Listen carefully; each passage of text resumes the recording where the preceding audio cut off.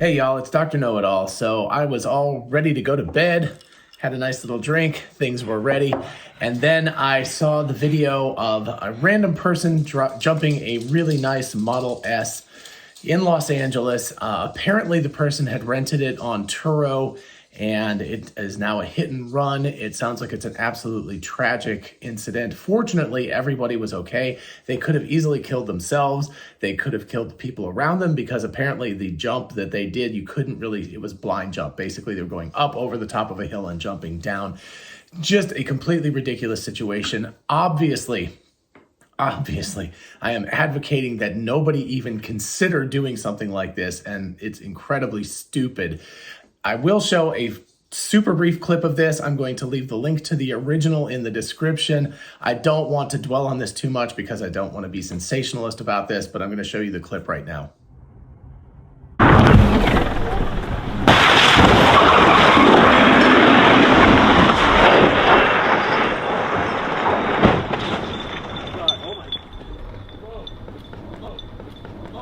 Okay, so there's the clip, just very briefly. You can obviously go and watch the original if you want to and watch the whole thing with the backstory and all of that. There was a Tesla meetup group, a person that he didn't know joined the group, got a stray cat of all things.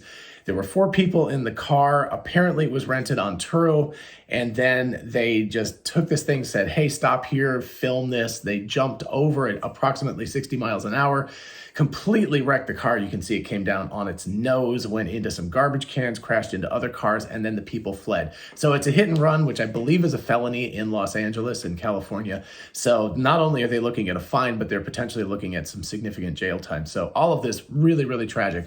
What I want to touch on right now is this. Tesla has an advantage over other car companies, which is that they have GPS and they have a lot of control over their cars. And the question is, should Tesla do something really aggressive, like with this particular intersection? They could geofence the, say, quarter mile around that. So a couple of 100 meters around this particular intersection. They could geofence that area and speed limit people to, like, say 30 miles an hour or something like that, so that you can't go over that speed limit. That would eliminate this. Apparently this is a place that other people have jumped their cars, not Teslas necessarily, but they've jumped other cars there. So apparently it has a reputation and could potentially get a bigger and bigger reputation for that particular kind of activity. So the question is, does Tesla treat us all like adults, like they have been, and say, you do what you want. If you're an idiot, you're an idiot. The car will do its best to save your life. Or should they implement some form of technology where they can say, like, this car is speed limited at this particular area? Or alternatively, maybe you need to do something like prove that you're the owner of the car before you, I don't know. So, or maybe what needs to happen is for people to rent out on Turo or something, that there needs to be some sort of like limited speed access version of the car or something like that, right? So that you don't have complete full access to the car when you rent it unless the person grants it to you.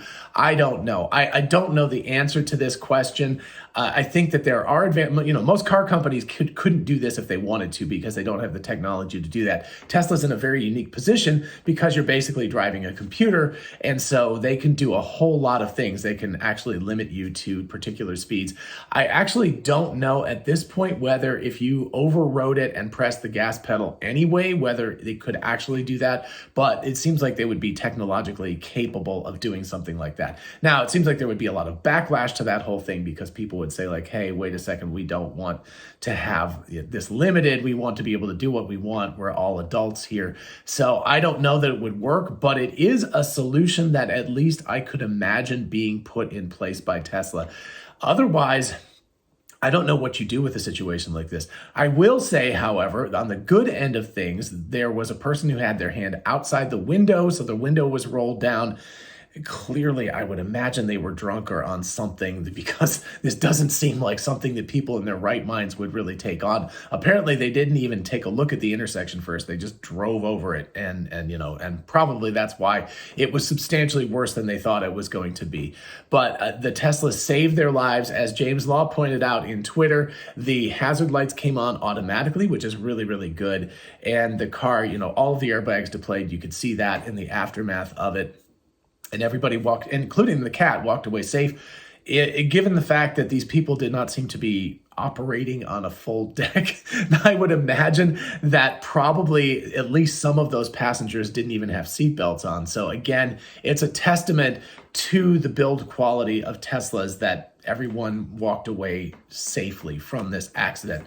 But it's a ridiculous situation, and it shouldn't happen. Again, you know, people are going to do stupid things. So the question is whether we create a nanny state where a car has the capability of saying like, oh no, you don't have the right to drive at the speed you want to here, or whether you are allowed to do that, even if it's putting many, many other people in danger and potentially causing death. And certainly it did cause destruction and mayhem. So, you know, and it easily could have killed people because apparently the people didn't even say what they were going to do exactly. So there was a whole bunch of people filming like right at that intersection. And if somebody had walked out or had somebody was walking their dog down the street, right? The thing just came flying over this and just, you know, out of control crashed down this road. If a person, just an innocent bystander, had been out walking their dog at that time, they could easily have been struck by this vehicle on its way down after it crashed, and that could have killed them or could have killed their pet, and it did do property damage instead. So, you know, maybe instead of geofencing, there could be the possibility of something like where the car, it knows this area already, or at least it knows that it's going up a very steep hill.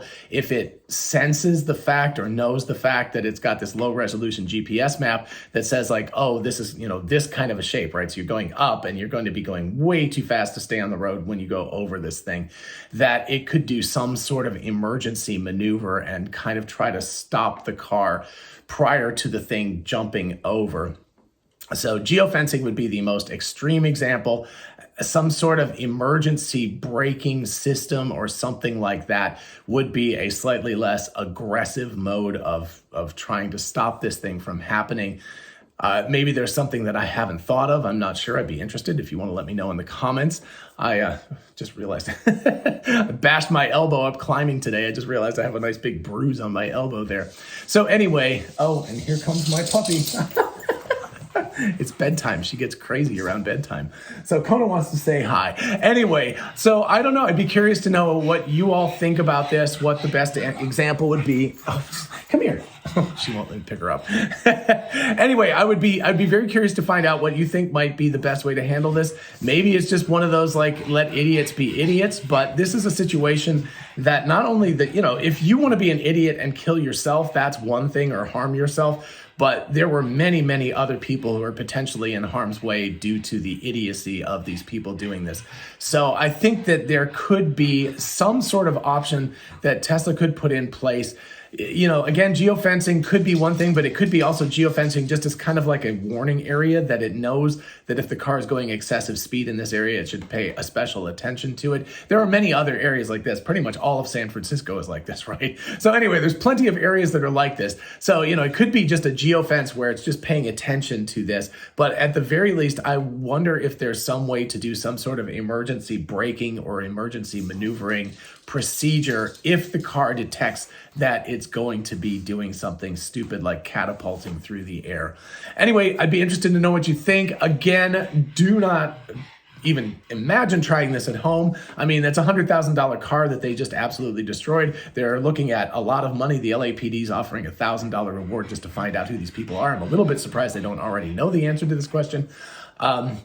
But anyway, you know, they will be spending a lot of money and potentially a good deal of time in jail over this. So incredibly stupid. It's miraculous that it wasn't also much more tragic. So anyway, everyone be careful out there. I'll be interested to find out what you think about what possible solutions there might be to try to keep people from being quite this stupid, or maybe people just need to be as stupid as they are, and you know, you just pay the price afterwards. Anyway, I'll be interested to know what you all think. Have a lovely evening, and I will talk to you all again soon. Bye-bye.